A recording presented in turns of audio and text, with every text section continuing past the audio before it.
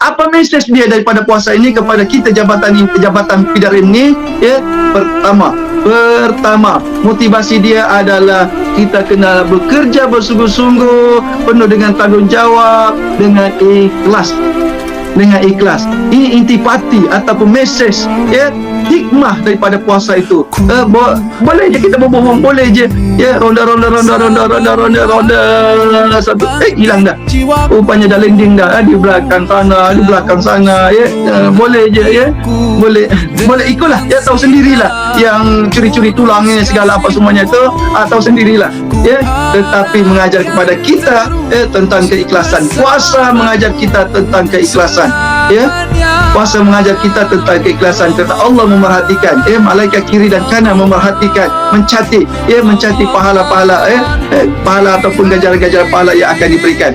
Tuan-puan, ayah ibu yang dirahmati Allah Subhanahu Wa Taala, kena 50 minit berkongsi, ya, bersama dengan tuan-puan.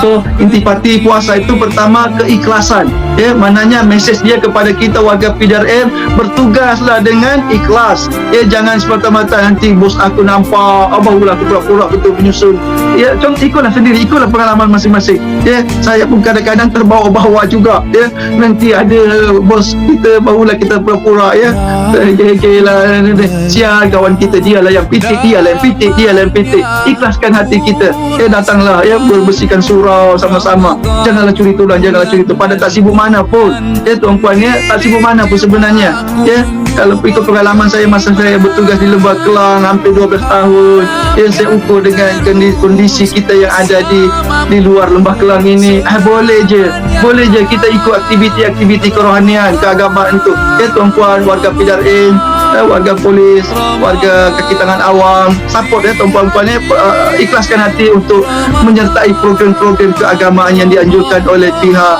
baik IPK, baik BAKA, baik pihak kaunseling. Ikhlaskan hati kita, tak rugi tuan-puan, ada manfaatnya yang kita dapat daripada situ, tuan-puan, ya. So, ikhlaskan hati, mengajar pada kita untuk ikhlas. Allah yang menilai, tuan-puan, Allah yang menilai, ya, Allah yang menilai, tuan-puan, bukan bos, bukan nanti bos nampak barulah kita ini, ya, tapi sebenarnya adalah pencuri tulang,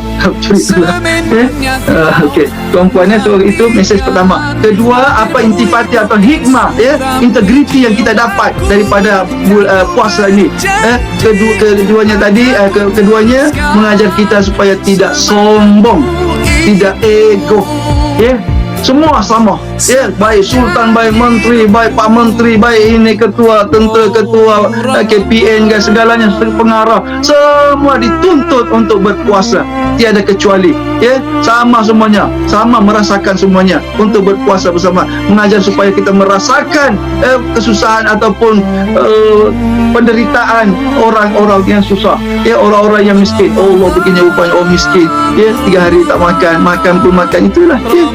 Begitu kita makan mewah, tetapi Allah bagi teguran pada kita, ingat ada orang susah di belakang sana, ada orang miskin di belakang sana. Betul lah, ya, Allahu Akbar, susahnya rupanya kalau kita lapar. Ini tujuan, mesej dia, integriti yang kita dapat, mengajar kita supaya menoleh ke bawah, melihat adab, ya, masyarakat ataupun orang susah. Ada kan? So, kita sekali-sekala bantu mereka.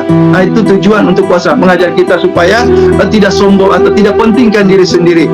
Ketiganya yang dapat saya kongsikan bersama, puasa itu mengajar kepada kita supaya betul-betul mencari Allah lah, ya, mencari Allah, bahawa sesungguhnya kerana puasa itu adalah untuk Allah, tetapi kita faham di sini kita betul-betul akur, ya, bukan untuk siapa-siapa, bukan untuk Allah.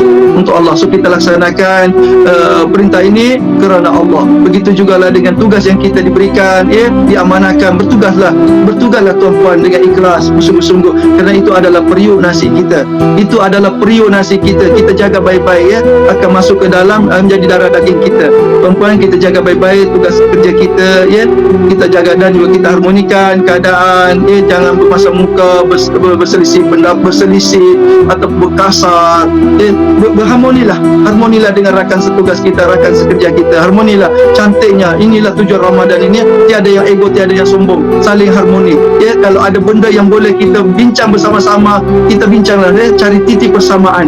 Ya, cari titik persamaan. Ya, biar kita ada keharmonian lah, keindahan keharmonian, supaya kita boleh pencen besok dengan keadaan harmoni, dengan tenang dan gembira. Ini mesej ataupun motivasi integriti yang kita dapat daripada Ramadan. Banyak lagi tuan-puan, tetapi memandangkan masa, kekangan masa yang tidak mencukupi ni, memadai itu sajalah. Mudah-mudahan ada manfaatnya, ada kebaikannya apa yang saya perkongsikan. Mohon maaf atas segala kekurangan. Yang baik itu datangnya daripada Allah Subhanahu wa taala, dan yang lemah itu datangnya daripada kelemahan pribadi saya sendiri. Sekian, wabillahi taufik wal hidayah. Assalamualaikum warahmatullahi wabarakatuh.